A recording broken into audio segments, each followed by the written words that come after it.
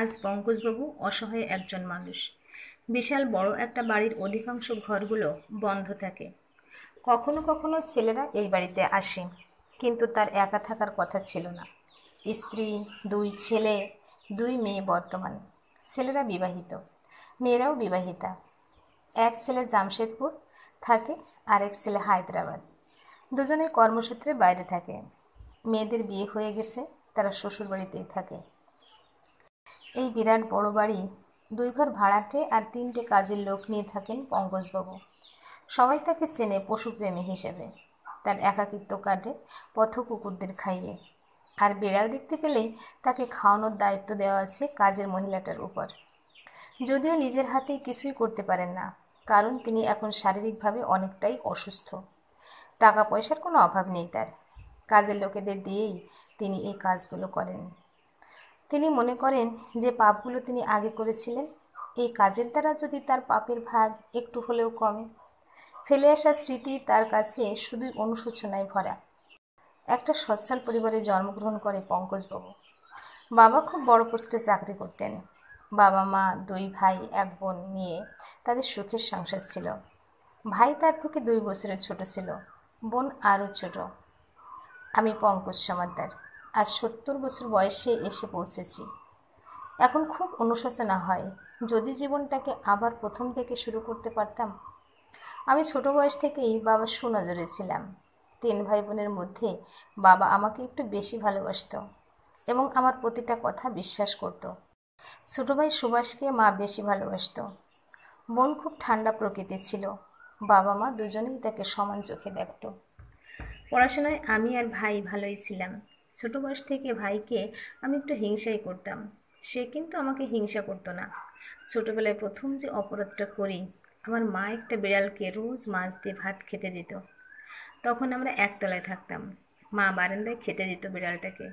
একদিন মায়ের উপোস ছিল, বাবার খাওয়া হয়ে গেছে, ভাই বোনেদেরও খাওয়া হয়ে গেছে। ইলিশ মাছ আনা হয়েছিল বাড়িতে। বিড়ালটা কখনো ঘরে ঢুকতো না, কিন্তু সেদিন ঘরে ঢুকে আমার মাছের বাটিতে মুখ দেয়। সবে আমাকে খেতে দিয়েছে মা। আমি আসার আগেই বিড়ালটা চলে আসে আর আমার মাছের বাটিতে কেন জানি না মুখ দিয়ে দেয়, আর মাছটা খাওয়া হয় না আমার। মা বলে, ঠিক আছে, তুই কালকে খাস। ওর হয়তো খুব খিদে পেয়েছে, তাই মাছের বাটিটায় ভুল করে মুখ দিয়ে দিয়েছে। অবলা পশু তো। তখন আমি ক্লাস 6-এ পড়ি। সেদিন থেকে মনে মনে ফোন দিয়ে আসছিলাম, বিড়ালটার খাওয়া কিভাবে আমাদের বাড়ি থেকে বন্ধ করে দেওয়া যায়। একদিন মা ওর ভাত মেখে দেওয়ার পরে শুকনো লঙ্কার গুঁড়ো ভাতের মধ্যে ছড়িয়ে দিই। বিড়ালটা না খেয়ে পয় পয় করে ছুটে পালিয়ে যায়। মাঝে মাঝে বিড়ালটাকে ইট ছুঁড়ে মারতাম রাস্তায় দেখলেই। তারপর থেকে সে আমাদের পাড়াতেই আসতো না। মা জানতেও পারেনি। মা কতদিন ভাত মেখে নিয়ে ডাকতো, আয় মিনি, আয় খেয়ে যা, কিন্তু মিনি আর কখনো আসেনি। পরে মার খুব মন খারাপ হয়েছিল বিড়ালটা আসে না বলে। আমি খুব আনন্দিত হয়েছিলাম, ওকে আচ্ছা মতো জব্দ করা গেছে, আমার মাছ খেয়ে নাও। আজ বুঝতে পারি সেদিন কত বড় পাপ ও অন্যায় করেছিলাম। তাই তো এখনও বিড়ালদের খাওয়াই, যদি পাপটা একটু কম। এরপর দোলের সময় বন্ধুদের সাথে যখন রং খেলতাম, রাস্তার কুকুরদের পিচকারি দিয়ে রং দিতাম। কালী পূজার সময় ওদের সামনে কালী পটকা ফোটাতাম। বেচারারা ভয়তে দৌড়ে পালাতো, আর আমি এগুলো দেখে কি আনন্দই না পেতাম। কত বড় পাপ কাজ করেছিলাম সেদিন। সেই পাপে আজ কত বড় শাস্তি পাচ্ছি। কেউ আমার সঙ্গে নেই এই বয়সে পৌঁছানোর পর। বাবার কাছ থেকে কতবার মিথ্যা বলে টাকা নিয়েছি।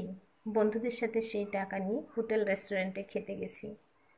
আমার ভাই খুব শান্ত আর মা বাবার বাধ্য ছিল, কিন্তু বাবার চোখে আমি ছিলাম শ্রেষ্ঠ সন্তান। মিষ্টি মিষ্টি কথা বলে সেই সুযোগেরও কখনো অপব্যবহার করিনি। বাবার কাছে মিথ্যা বলা কত বড় পাপ সেটা আজ বাবা হয়ে বুঝতে পারছি। আমার ছেলেমেয়ের জন্য আমি সব কিছু করেছি, কিন্তু তারা আমার সঙ্গে থাকে না, সেই পাপেরই হয়তো শাস্তি।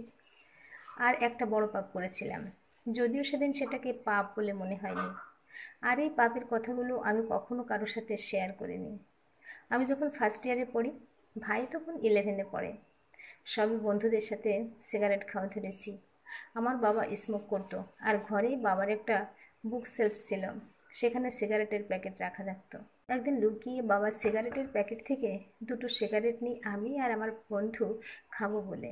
পরে বুঝেছিলাম বাবা সিগারেটের প্যাকেটটা আমাদের চোখের সামনে রাখলেও সিগারেট গোনা থাকতো আর অনেকগুলো প্যাকেট থাকতো। যথারীতি বাবা দেখে একটা প্যাকেট থেকে দুটো সিগারেট কম। আমি বড়, আমাকে ডাকে। ধরা পড়ে গেছি বুঝতে পেরে জল ভরা চোখে বাবাকে বলি, ঠাকুরের নামে দিব্যি করছি বাবা, আমি সিগারেট খাইনি। এরপর বাবার পা ছুঁয়ে মাথা ছুঁয়ে বলি, বিশ্বাস করো আমি তোমার প্যাকেট থেকে সিগারেট নিইনি, আমি তো সিগারেট খাই না বাবা। বাবা বিশ্বাস করে যায় অন্ধের মতো। ডাক পড়ে ভাইয়ের, সে তো আকাশ থেকে পড়ে। দুবার বলে, আমি এসব জিনিস ছুঁয়েও দেখিনি এখনো পর্যন্ত। যেদিন মনে হবে খাবার সেদিন নিজেই খাবো, তোমার প্যাকেট থেকে নেব না। বলা মাত্র বেদম উপহার ভাইয়ের কপালে জুটল। বাবা ধরেই নিল ভাই সিগারেট নিয়েছেন, না হলে সিগারেটটা কোথায় গেল, বোন তো আর সিগারেট খাবে না। বেদম প্রহার জুটল ভাইয়ের কপালে। শুধুমাত্র নিজের নামে দোষ নেব না দেখে ছোট ভাইকে বিনা কারণে কি মারটাই না খাওয়ালাম। সেই পাপের শাস্তি যাবে কোথায় আমার? ভাই শুধু একবার আমার কাছে এসে বলল, এত বড় মিথ্যা কথা বলতে পারলি দাদা? আজ আমি প্রতিজ্ঞা করলাম জীবনে কোনো দিন কোনো রকম নেশা করব না। তুই এই ছোট বয়স থেকে নেশা ধরেছিস, তুই কিন্তু জীবনেও নেশা ছাড়তে পারবি না। যা করলি ভালো করলি না। মা আর বোন ভাইকেই বিশ্বাস করেছিল, আমাকে ওরা বিশ্বাস করেও নি। কিন্তু বাবার এক কথা, আমার বড় ছেলে নেশার জিনিস ধরলে আমাকে বলেই ধরবে। তখন আমার মধ্যে খুব একটা অনুশোচনা কিছুই ছিল না। সেই পাপেতে আমি আজও ভুগছি। সত্যি, আমি স্মোক ড্রিঙ্ক সব করেছি চাকরি পাওয়ার পর থেকে, আবার ছেড়েও দিয়েছিলাম বিয়ে করার পর। এখনও বেশ মনে আছে বিনা কারণে কত বড় অন্যায় করেছিলাম আরতির সাথে। আরতি হলো আমার কলেজ লাইফের বন্ধু। 11 থেকে চিনি আরতিকে। ও খুব মেধাবী ছাত্রী ছিল, আমার থেকে পড়াশোনায় বেশি ভালো ছিল। খুব সুন্দর সুন্দর নোট তৈরি করত। প্রথমে বন্ধুত্ব করি ওর কাছ থেকে নোটগুলো নেওয়ার জন্য। নিজের তৈরি নোটগুলো সব আমাকে দিয়ে দিত। খুব বড় মনের মেয়ে ছিল আরতি। তারপর থেকে ওর সাথে বন্ধুত্বটা আরও গাঢ় হয়। গ্র্যাজুয়েশনের পরে ওই আমাকে প্রথম প্রেমের প্রস্তাব দেয়। আমি রাজি হয়ে যাই, কিন্তু মনে মনে জানতাম বিয়ে কখনোই আমি আরতিকে করব না, কারণ আরতির উপর তাদের সংসারের অনেক দায়িত্ব ছিল। সে আমাকে জানিয়েছিল তার বাবা অতি সাধারণ একজন মানুষ, নিজেরা ভাড়া বাড়িতে থাকে। একটা বোন আছে, তার পড়াশোনা করানোর খরচ বাবার পক্ষে চালানো অসম্ভব ব্যাপার। তাই আরতি চাকরি করার পর নিজেদের পরিবারের সম্পূর্ণরূপে দায়িত্ব নেবে। আমি তখন মনে মনে ভাবলাম, এতে আমার কী লাভ হবে? সে চাকরি করবে আর পুরো টাকাটা বাপের বাড়িতে দেবে। আমি এমন মেয়েকে বিয়ে করতে যাব কেন? এত মিষ্টি ব্যবহার ছিল আরতির, তাকে মুখের উপরে কথাগুলো বলতেই পারছিলাম না।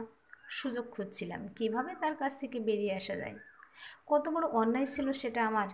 এরপর আমরা দুজনে আলাদা আলাদা কোম্পানিতে খুব ভালো পোস্টে চাকরি পেয়ে যাই। তখন থেকেই অল্প অল্প করে আরতির সাথে দূরত্ব বাড়াচ্ছিলাম। যখন আমার বয়স 28 বছর, বাবা আমার জন্য পাত্রী দেখা শুরু করার আগে আমাকে আর ভাইকে একদিন নিজের ঘরে ডেকে আনে। বোন আর মাও উপস্থিত ছিল। তখন আমার ভাই নিজেও খুব একটা ভালো জব পেয়ে গেছে। বোনের গ্র্যাজুয়েশন কমপ্লিট হয়ে গেছে, সে নিজেও ভালো একটা জব পেয়ে গেছে। এইবার তিনি প্রথমে আমাকে জিজ্ঞাসা করেন, আচ্ছা পঙ্কজ, তোমার কি কারোর সাথে ভালোবাসার সম্পর্ক আছে? থাকলে জানাও, যদি সে সজাতির মেয়ে হয় আমার কোনো আপত্তি হবে না। এবার তোমাকে সংসারই করতে চাই। আরতির ওই মায়াভরা মুখটা একবারও চোখের সামনে ভাসল না। কত বড় বেঈমান আমি! বাবার কাছে পুরো সাধু সাজলাম, বলে দিলাম, না বাবা, আমার এরকম কোনো ব্যাপার নেই। বলার কারণ একটাই, বাবা তার সম্পত্তি থেকে যাতে বঞ্চিত না করে। ভাইকেও একই কথা জিজ্ঞাসা করে। সে তখন উত্তর দেয়, স্কুল লাইফ থেকে আমার একজন অবাঙালি বান্ধবী আছে, আমি তাকেই ভালোবাসি আর তাকেই বিয়ে করব। সে নিজেও এখন বড় একটা কোম্পানিতে জব করে। বাবা তেলে বেগুনে জ্বলে ওঠে এবং বললেন, আমি কিন্তু এই বিয়ে মানব না। তাহলে এই বাড়িতে থাকা চলবে না, তোমার অন্যত্র চলে যেতে হবে। মুখের উপরে উত্তর দেয় ভাই, যেদিন বিয়ে করব বলে সিদ্ধান্ত নেব সেদিনই বাড়ি থেকে বিনা শর্তে বেরিয়ে যাব, তুমি নিশ্চিন্তে থাকো। যথারীতি বোনের পালা আসলো। তোমারও কি কেউ ঠিক করা আছে নাকি? মাথা নিচু করে বোন জবাব দেয়, অফিসে একজন বন্ধু আছে, আমরা একে অপরকে ভালোবাসি এবং পরে আমরা বিবাহ বন্ধনে আবদ্ধ হব। অবাক হয়ে যাই আমার ভাই আর বোনের সততা দেখে। বাবা আমার উপরে খুব সন্তুষ্ট হয় এবং বলে, পঙ্কজ আমার শ্রেষ্ঠ সন্তান। কিন্তু আমি বাবাকে বলি, বিয়ে করতে আরও 1 বছর সময় নেব আমি। বাবা তাতেই রাজি হয়ে যায়। আমাকে যে সময় নিতেই হবে, এই নিষ্ঠুর কথাগুলো আরতিকে জানাতে হবে। মনে মনে ভাবছিলাম কিভাবে আরতির কাছ থেকে বের হয়ে আসতে পারবো, কারণ আরতির বাড়িতেও বিয়ের জন্য চাপ দেওয়া শুরু করেছে তার মা বাবা। প্রায় 15 দিন পর আরতির সাথে আবার দেখা করি। মেয়েটা সেদিন ধরতে গেলে কাঁদো কাঁদো হয়ে আমার কাছে আসে এবং বলে, জানো তো, আমার খুব মন খারাপ। কয়েকদিন ধরে দেখছি আমার গলার কাছে একটা সাদা দাগ হয়েছে। দেখে আর বুঝতে বাকি থাকলো না, মনে মনে খুশি হই, এবার এখান থেকে বের হতে পারবো। মেয়েটার পাশে দাঁড়ালাম না, তার সাথে বন্ধুত্বপূর্ণ আচরণ করলাম না। এক নিমেষে তার সব অবদান ভুলে গেলাম এবং আস্তে আস্তে তাকে অ্যাভয়েড করতে শুরু করলাম। 6 মাস পর জানিয়ে দিলাম, তোমাকে আমার বিবাহ করা সম্ভব হবে না। কত বড় অন্যায় আর পাপ করেছিলাম সেদিন, জেনে বুঝে। কোনো প্রতিবাদ করেনি আরতি। জল ভরা চোখে শুধু একটা দীর্ঘ নিঃশ্বাস ফেলে বলেছিল, তোমার আগামী জীবন যেন সুখের হয়। তারপর থেকে আর কখনো তার সাথে দেখাও হয়নি, আর তার কথা জানতেও চায়নি। চাপাই পড়ে গেছিল আরতির কথা। এরপর আমার জন্য পাত্রী দেখা শুরু করেন বাবা। আরতির কথা বাবা মা ভাই বোন কেউ জানতো না। এরপর বুলু ঘটকের আনার সম্বন্ধে আমার বিয়ে ঠিক হয় অতসীর সাথে। অতি বড়লোক বাড়ির একমাত্র সন্তান সে। তাদের বাড়ির বর্ধমানে, জমি জমা টাকা পয়সা সব আছে অতসীদের। বর্ধমান শহরে তাদের বাড়ি। তাকে দেখে খুব পছন্দ না হলেও তাদের টাকা পয়সা দেখে খুব পছন্দ হয় আমার। এরপর একটা শুভ দিন দেখে আমার সাথে অতসীর বিয়ে হয়ে যায়। আমার বিয়ের পরের বছর ছোট ভাই তার বন্ধুকে বিয়ে করে বাবার অনিচ্ছা সত্ত্বেও, এবং এই বাড়ি থেকে চলে যায় নিজের ফ্ল্যাটে। বাবা ভাইয়ের বিয়ে মানে না। মা খুব কান্নাকাটি করে ছোট ছেলের বাড়ি ছেড়ে চলে যাওয়ার জন্য। আমি মনে মনে খুবই খুশি হই, কারণ পরবর্তীকালে পুরো বাড়িটাই আমার হবে এই ভেবে। এরপর বোনেরও বিয়ে হয়ে যায় তার নিজের পছন্দের ছেলের সাথে। খুবই অবস্থাপন্ন বাড়ির ছেলে। বাবা নিজে দাঁড়িয়ে থেকে বোনের বিয়ে দেয়। আমি, মা, বাবা, আমার স্ত্রী, এই নিয়ে ছিল আমাদের সংসার। এরপর আমার 4টি সন্তান জন্মায়, 2 ছেলে আর 2 মেয়ে। ততদিনে আমি অনেক বদলে গেছি। একটা জিনিস সবসময় লক্ষ্য করতাম, অতসী আমাকে কিন্তু সে অর্থে ভালোবাসতো না। তার সমস্ত ভালোবাসা ছিল সন্তানদের প্রতি। প্রচুর বড়লোক বাড়ির মেয়ে হওয়ার জন্য আমার টাকা পয়সার দিকে তার বিন্দুমাত্র আগ্রহ ছিল না। আমার শ্বশুরমশাই মেয়ের নামে মোটা অঙ্কের টাকা পাঠাতেন প্রতি মাসে। সে তার ইচ্ছে মতো চলতো। আমার মা বাবাকেও খুব একটা যত্ন করতো এমনটা নয়। বাবার মৃত্যুর আগে ছোট ছেলেকে ক্ষমা করে দিয়ে গেছেন, কিন্তু তার অনেক আগেই বাবা 4তলা বাড়িটা আমার নামে করে দিয়ে গেছিল। ভাই কোনো ভাগ চায়নি, বোনও কোনো ভাগ চায়নি। আরতির কথা মাঝে মাঝে মনে পড়তো। অনুশোচনায় ভুগতাম, অন্যায় করেছিলাম আরতির সাথে। সে আমার কাঙালির মতো ভালোবাসতো। আমি তার ভালোবাসা উপেক্ষা করেছিলাম, কিন্তু অতসীকে যথাসাধ্য ভালো রাখার চেষ্টা করা সত্ত্বেও সে আমার মনের মতন হয়নি। আমাদের মধ্যে একটা দূরত্ব তৈরি হয়ে গেছিল। ছেলেমেয়েরা সবাই পড়াশোনায় ভালো ছিল, কিন্তু আমার পাপের ফলেই তারা আমার থেকে বেশি ভালোবাসতো তাদের মাকে। মা সবসময় মন খারাপ করে থাকতো তার ছোট ছেলের জন্য। এর মধ্যে মা একবার প্রচণ্ড অসুস্থ হয়। খবর পেয়ে ভাই এসে মাকে নিয়ে চলে যায়। মা নিজেও আমার কাছে থাকতে চাইছিল না। পুরো বাড়িটায় শুধু আমরা থাকতাম। আমি ছেলেমেয়েদের সাথে, নিজের স্ত্রীর সাথে কোনো রকম অন্যায় করিনি, কিন্তু আগের করা পাপগুলো নিশ্চয়ই উপর থেকে ভগবান দেখেছিল, তাই সবাই নিজেদের মতন থাকতো। আমিও যন্ত্রের মতন আমার কর্তব্য করে যেতাম। মা ভাইয়ের কাছে খুব আনন্দে থাকতো। ভাইয়ের বউ সেবা যত্ন করতো মায়ের। সে আর এখানে আসতেই চাইতো না। মাঝে মাঝে ফোনে মায়ের সাথে কথা হতো। এরপর ছেলেমেয়েরা লেখাপড়া শেষ করে যে যার কর্মজীবনে প্রবেশ করেছে। বড় ছেলে কলকাতার একটা নামকরা মাল্টিন্যাশনাল কোম্পানিতে জব করে। ছেলেদের বলেই দিয়েছিলাম নিজেদের পছন্দ করে মেয়েকে বিয়ে করতে। কি অদ্ভুত কাণ্ড! ছেলে মেয়েদের কিন্তু কোনো লোভ ছিল না এই বাড়িটায় আমার টাকা পয়সার দিকে। এরপর বড় ছেলে রাহুল জানায়, অফিসের এক কলিগের সাথে তার ভালোবাসার সম্পর্ক আছে কয়েক বছর ধরে। এ কথা জানা ছিল না পঙ্কজবাবুর। মা জানতো, তাকেই বিয়ে করবে রাহুল। এরপর আমরা দুজন তাদের বাড়িতে পাকা কথা বলতে যাই। আগে থেকেই জানতাম মেয়ে উপাসনা মুখার্জির বাড়ি বালিগঞ্জে। বাবা সুদীপ মুখার্জি একটা বড় কোম্পানিতে চাকরি করে। আমাদের বাড়ি থেকে মেয়েদের বাড়ি বেশ কয়েক মাইল দূরে। উপাসনাকে নিয়ে রাহুল কখনো আমাদের বাড়িতে আসেনি। তার মায়ের নাকি বারণ ছিল বিয়ের আগে কোনো ছেলের বাড়িতে যাওয়া। রাহুলের যাতায়াত ছিল উপাসনাদের বাড়িতে। অতসীর সাথে তাকে রাহুল আলাপ করে দিয়েছিল, এমনকি তারা একটা কফি শপে দেখাও করেছিল। তাই অতসী উপাসনাকে প্রথম থেকেই চেনে। রাহুলের সাথে উপাসনার 5 বছরের আলাপ, সেই থেকে বন্ধুত্ব এবং প্রেম। আজকে সেই প্রেমেরই পরিণতি দিতে আমাদের যাওয়া ওদের বাড়িতে। পাকা কথা বলতে যাচ্ছি, তাই লাঞ্চে নিমন্ত্রণ ছিল আমাদের। খুব খুশি মনে যাই ওদের বাড়িতে, কারণ খুব বেশি সঙ্গ পাই না স্ত্রী আর সন্তানদের সাথে কোথাও একসাথে যাওয়ার। রাহুল আমাদের সঙ্গে গিয়েছিল। 2 মেয়ে আর ছোট ছেলে বাড়িতেই ছিল, তারা আর আসেনি। এত সুন্দর ফ্ল্যাট দেখে চোখ ধাঁধিয়ে যায়। বিরাট বড় ঝাঁ চকচকে একটা ফ্ল্যাটে থাকে উপাসনারা। এটাও শুনেছিলাম ঠাকুমা আর দিদিমা দুজনকেই একসাথে নিয়ে থাকে উপাসনা। 2 দাদু গত হয়েছেন। আমরা যখন তাদের বাড়িতে পৌঁছাই তখন আমাদের ঢোকার মুহূর্তেই দরজা খুলে একজন সুদর্শন পুরুষ আপ্যায়ন করলেন এবং জানালেন তিনি উপাসনার বাবা। এত সুন্দর আপ্যায়নে আমরা মুগ্ধ হয়ে যাই। এরপর নিজের শাশুড়ি মা আর নিজের মায়ের সাথে আলাপ করে দিলেন। আর তারা এখন বার্ধক্যের কারণে বেশ অসুস্থ, তাই বেশিক্ষণ আর বসলেন না, নিজে নিজে ঘরে চলে গেলেন। বেশ সকাল সকালে চলে গেছিলাম উপাসনাদের বাড়িতে। উপাসনার মাসি শরবত মিষ্টি সব কিছু পরিবেশন করে। এরপর আসলো সেই মুহূর্ত যার জন্য কোনোভাবেই প্রস্তুত ছিলেন না পঙ্কজবাবু। তার আগে উপাসনার বাবা সুদীপ মুখার্জি বলেন পঙ্কজবাবুকে, আপনার সঙ্গে আমার আলাপ পরিচয় নেই, কিন্তু আপনার স্ত্রীর সঙ্গে আমার মেয়ের আর তার মায়ের পরিচয় হয়েছে। আর আমার সাথে আপনার স্ত্রীরও ফোনে বাক্যালাপ হয়েছে, যদিও আমার সাথে তার চাক্ষুষ দর্শন এই প্রথম। কিন্তু উনি কত বড় মনের একজন মানুষ তার প্রমাণ আমরা পেয়ে গেছি। আর রাহুলের মতন ছেলে আজকের যুগে খুবই বিরল। আপনাকে বলে রাখি, আমার মামুনিকে দেখলে হয়তো আপনি একটু অবাক হবেন এবং ভাববেন রাহুল কেন তাকে পছন্দ করেছে এবং বিয়ের জন্য ভেবেছে। পঙ্কজবাবু এই সমস্ত কথা বুঝতেই পারছে না, এগুলো বলার মানে কি? তিনি আরও বলেন, আমার স্ত্রীর একটা অতীত আছে, সেটা উনি আজকে নিজেই বলবেন। আমি শুধু সেই ভদ্রলোকের কাছে কৃতজ্ঞ যে আরতিকে বিয়ে করতে রাজি হয়নি। এর থেকে বেশি আমি আর কিছুই জানি না দাদা। শুধু এটাই বলবো, আমি আরতিকে পেয়ে ধন্য। পায়ের তলা থেকে মাটি সরে যেতে থাকে পঙ্কজবাবুর এবং ভাবেন, হায় ঈশ্বর, আমার আজকে এটাও দেখতে হবে। কিভাবে এখানে বসে থাকবো? একেই বোধহয় বলে ভগবানের মার, দুনিয়ার ভার। সুদীপবাবু আরও বলেন, মেয়ের বিয়ে দিচ্ছি, তাই আমরা মা বাবা হয়ে কোনো কথা গোপন করব না, সেটা মেয়ের সম্বন্ধেই হোক বা তার বাবা মায়ের সম্বন্ধেই হোক। যদিও সেই অতীত না বললেও চলে, কিন্তু আরতির এক কথা, যে ছেলে আমার মেয়েকে পছন্দ করেছে তাদের কাছে বলবো, এই একটা কারণেই আমার ভালোবাসা হেরে গেছে।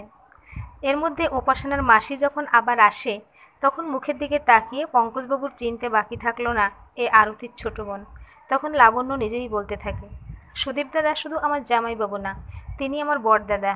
শুধু দিদিকে বিয়ে করেছে এমন নয়, আমাকে আমার মা বাবাকে বিয়ের পরে নিজের কাছে নিয়ে এসেছে। মা বাবাকে নিজের মা বাবার চোখে দেখেছে আর আমাকে বোনের সম্মান দিয়েছে। দিদি জামাইবাবু আমাকে পড়াশোনা শিখিয়েছে, আমি স্বাবলম্বী হয়েছি, এমনকি আমাকে দাঁড়িয়ে থেকে বিয়ে পর্যন্ত দিয়েছে। আমার হাজব্যান্ড সন্ধ্যাবেলা আসবে, তখন আপনাদের সাথে পরিচয় করিয়ে দেব। ঈশ্বর আমার জন্য এরকম একটা শাস্তি লিখে রাখবে জীবনেও ভাবতে পারিনি। বুঝতে পারলাম এই জীবনের পাপ এই জীবনেই ভুগতে হয়। এর মধ্যে উপাসনাকে নিয়ে ঘরে ঢুকে আরতি একদম নিরুত্তাপ ছিল। সে আমাকে দেখে একটু অবাক হয়ে গিয়েছিল, কিন্তু মুহূর্তের মধ্যে নিজেকে সামলে নিয়েছিল। আরতি জিতেই গেছিল। পুরুষ মানুষ হয়েও লজ্জায় মাটিতে মিশে যেতে ইচ্ছা করছিল আমার। উপাসনাকে জড়িয়ে ধরে অতসী, অবাক হয়ে যায় উপাসনাকে দেখে। আমার ছেলে একে পছন্দ করেছে বলে। কিভাবে এত বড় মনের একজন মানুষ হলো রাহুল, ভেবেই কুল কেনারা করতে পারছিলাম না। উপাসনার সারা শরীরে সাদা দাগে ভরা, সামান্য একটু ছোট দাগ দেখে বিয়ে করলাম না আরতিকে, আর তার মেয়ের সারা শরীরে দাগ আছে দেখে রাহুল তাকে ভালোবাসলো এবং তাকে বিয়ে করবে। কি নিষ্ঠুর ছিলাম আমি! ঈশ্বর বোধহয় এটাই লিখে রেখেছিলেন, এভাবেই আমি শাস্তি পাব নিজের কৃতকর্মের জন্য। কোনো কথাই বলতে পারলাম না। এইবার আরতির বলার পালা।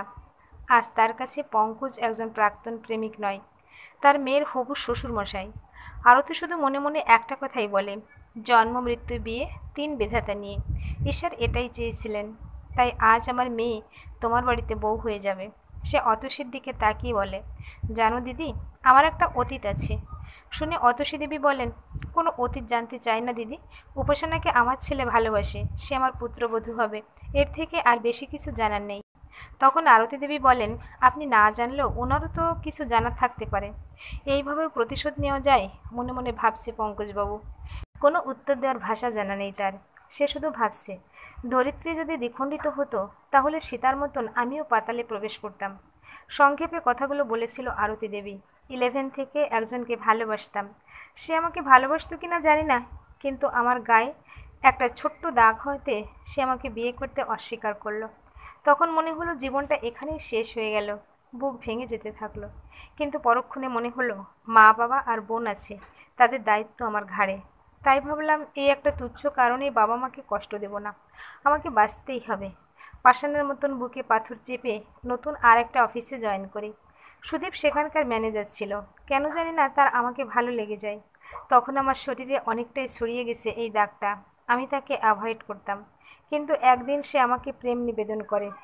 অবাক হয়ে যাই, যাকে ভালোবাসতাম ছোট্ট একটা দাগের কারণে সে আমায় বিয়ে করতে চাইল না। আর আমার সারা শরীরে দাগ হয়ে গেছে দেখেও একজন সুদর্শন পুরুষ বিয়ে করতে চাইছে আমাকে, একেই বোধহয় বলে ঈশ্বরের আশীর্বাদ। আমার শর্ত বললাম সুদীপকে, আগেও যাকে ভালোবাসতাম তাকেও বলেছিলাম, মা বাবাকে আর বোনকে আমি দেখব, সেই শর্তে যদি সে রাজি থাকে। এক বাক্যে রাজি হয়ে গেল। সমস্ত দায়িত্ব নিয়ে সে আমাকে গ্রহণ করে। কথাগুলো বলার সময় চোখ দিয়ে টপ টপ করে জল পড়ছিল আরতির। সান্ত্বনা দেওয়ার কোনো ভাষা নেই পঙ্কজের। সুদীপ চুপ করিয়ে দেয় আরতিকে। এরপর আমার মামনি জন্মায়। 10 বছর বয়স থেকে সেও আমার মতো অবস্থায় পড়ে। তার বাবা আর আমি তাকে বুঝিয়েছি এটা কোনো ব্যাপারই না, তাই সে কখনোই হীনমন্যতায় ভোগেনি। সে বলেছিল কখনো কোনো দয়ের পাত্রী হবে না, তাই বিয়েও করবে না। কিন্তু ভগবানের মতন উদয় হলো তার জীবনে রাহুল।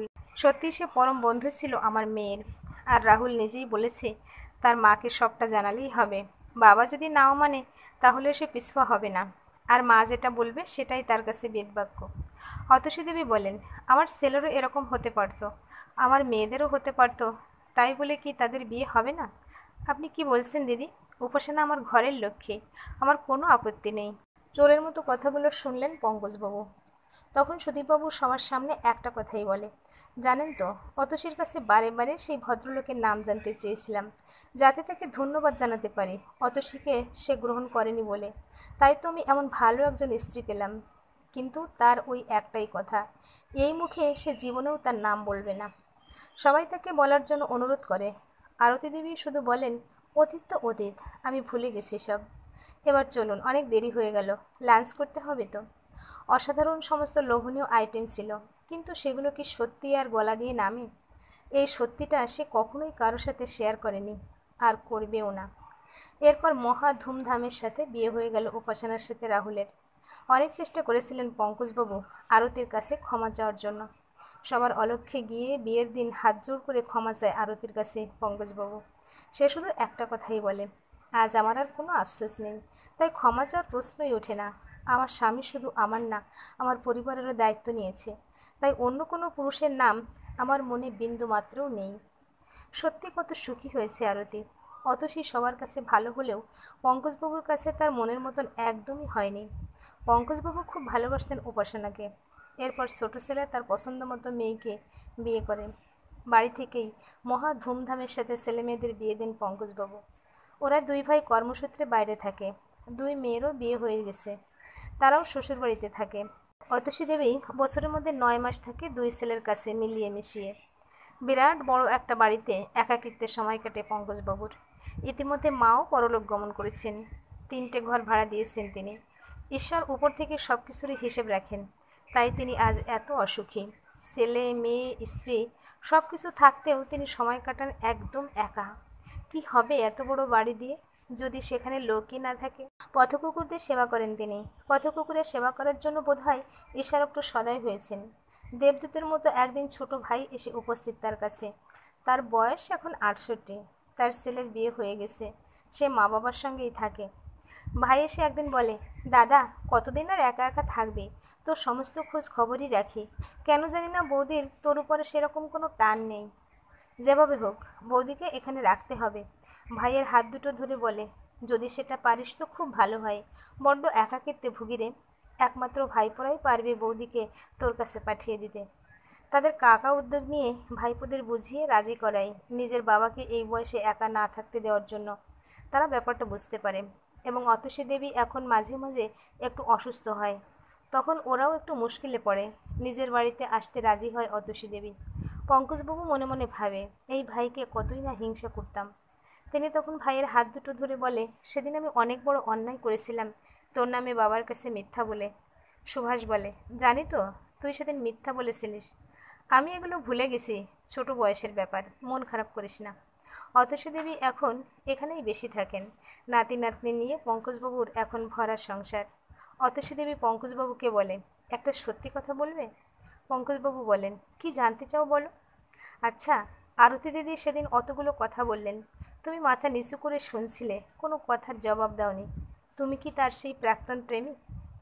ভাবলাম সব কিছু ঠিক হয়ে গেছে, আবার এই প্রশ্নটার উত্তর দিতে হবে। হায় ঈশ্বর, তবুও ভাবলাম মিথ্যা বলবো না আর এই বয়সে পৌঁছে। অতসীর হাত দুটি ধরে বললাম, ক্ষমা করো আমায়, আমি সেই মানুষ যে আরতিকে ঠকিয়েছিলাম, এবং ওই একটা ছোট্ট দাগের জন্য যাকে আমি বিয়ে করিনি। আমার রাহুল আজ একটা মহৎ কাজ করেছে, নিজেকে একটু হলেও হালকা মনে হচ্ছে। অতসী মনে মনে ভাবে, তুমি তো আমাকেও ঠকালে, বলেছিলে কোনোদিন কাউকে ভালোবাসিনি। যাক, এই বয়সে এসে আর সেই বিচার নাই বা করলাম। এরা দুজনে মিলেই এখন পথকুকুরদের সেবা করে, তাদের খাওয়ায়, এভাবেই তারা ভালো থাকে। কখনো কাউকে ভালোবাসার মিথ্যা প্রতিশ্রুতি দিতে নেই, আর এইরকম তুচ্ছ কারণে সেই ভালোবাসা থেকে বেরিয়ে আসা সত্যি একটা পাপ কাজ। প্রিয় ভিউয়ার্স, এতক্ষণ সাথে থেকে গল্পটা শোনার জন্য অশেষ ধন্যবাদ। গল্পটা ভালো লাগলে একটা লাইক, কমেন্টস ও শেয়ার করতে পারেন। আর পরবর্তীতে এরকম আরও সুন্দর সুন্দর গল্প শোনার জন্য আমার চ্যানেলটা সাবস্ক্রাইব করে পাশে থাকুন। ধন্যবাদ।